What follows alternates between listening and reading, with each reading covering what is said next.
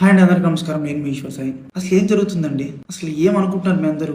రకరకాలుగా ట్రోల్ చేస్తున్నారు, రకరకాలుగా మీడియా వాళ్ళు రకరకాలుగా ఇష్టం వచ్చినట్టు ఉన్నది లేనిది ఏది పడితే అది రాస్తున్నారు. అసలు ఏమనుకుంటున్నారు?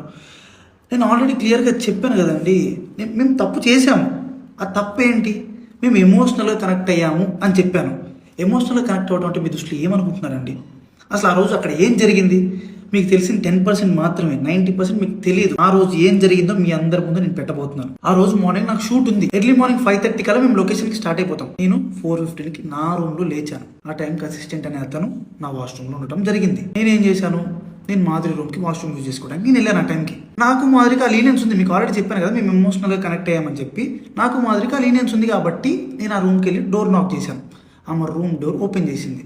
ఆమె రూమ్ డోర్ ఓపెన్ చేసి నేను డైరెక్ట్గా వాష్రూమ్కి వెళ్ళిపోయాను. ఆమె క్యాజువల్గా ఆమె రూమ్ డోర్ లాక్ కూడా చేయలేదు. రూమ్ డోర్ ఓపెన్లోనే ఉంది. ఆమె క్యాజువల్గా బెడ్ మీద కూర్చొని ఫోన్ యూజ్ చేస్తుంది.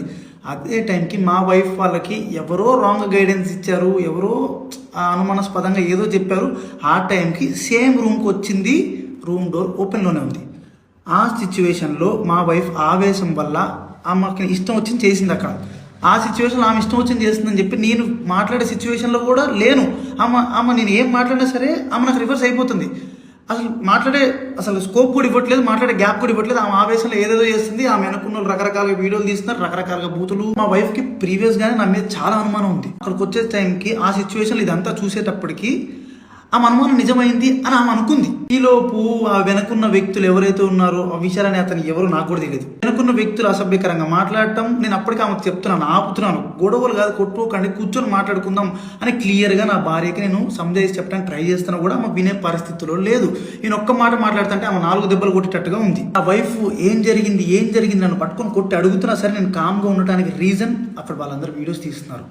నేను ఏం చెప్తే ఏ రకంగా పోర్ట్రే అయ్యిద్దో తెలియదు. ఎక్స్ప్లెనేషన్ ఇవ్వడానికి నాకు స్కోప్ కూడా ఇవ్వలేదు. ఆల్రెడీ మీకు చెప్తున్నాను కదండి, మేమిద్దరం కనెక్ట్ అయ్యి జస్ట్ 2.5 months అయ్యిందని చెప్తున్నాను. మా మధ్య ఒకరికి లీనియన్స్ ఉంది తప్పితే అంతవరకు వెళ్ళే లీనియన్స్, అంతవరకు వెళ్ళే ర్యాప్ మా ఇద్దరి మధ్యలో లేదు.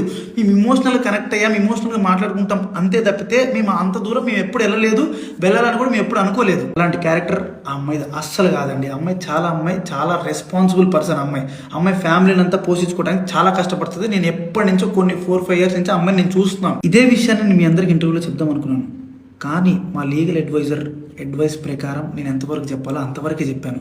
అందులో కూడా నేను మీకు క్లియర్గా ఎక్స్ప్లెయిన్ చేశాను. మీ అందరికి 10% మాత్రమే తెలుసు, మిగతా 90% మీకు తెలియదు, మీరు చూడలేదు. ఇలాంటి సిచ్యువేషన్లోనే ఒక మనిషికి ప్యానిక్ అంటే ఏంటో అర్థమవుతుంది.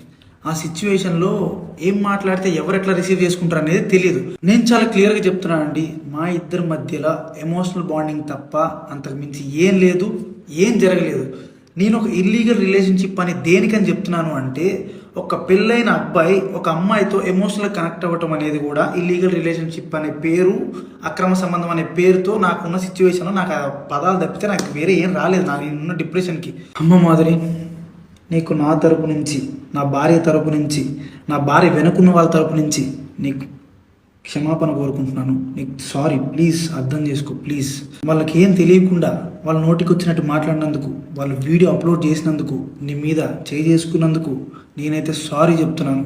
సారీ. మీకు జరిగిన నష్టానికి మీరు ఏ శిక్ష చేసినా నేను అనుభవించడానికి రెడీగా ఉన్నాను. సో ఇంకా మీడియా పీపుల్ అందరికీ అండ్ మేమర్స్కి, ఇన్ఫ్లుయెన్సర్స్కి, ఇన్స్టా వాడుతున్న ఎవరెవరో కూడా రియాక్ట్ అయిన వాళ్ళందరికీ ఇంతటితో ఆపేయండి ప్లీజ్.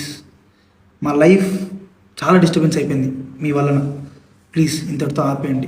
పదే చెప్తున్నా, మేము చేసిన తప్పు ఎమోషనల్గా కనెక్ట్ అవ్వటం. ఆ ఒక్కటి తప్పు వల్లనే మీరు రకరకాలుగా పోర్ట్రే చేశారు, రకరకాలుగా జనాల్లో కన్వే చేసేసారు. ఇంతటితో ఆపేయండి ప్లీజ్.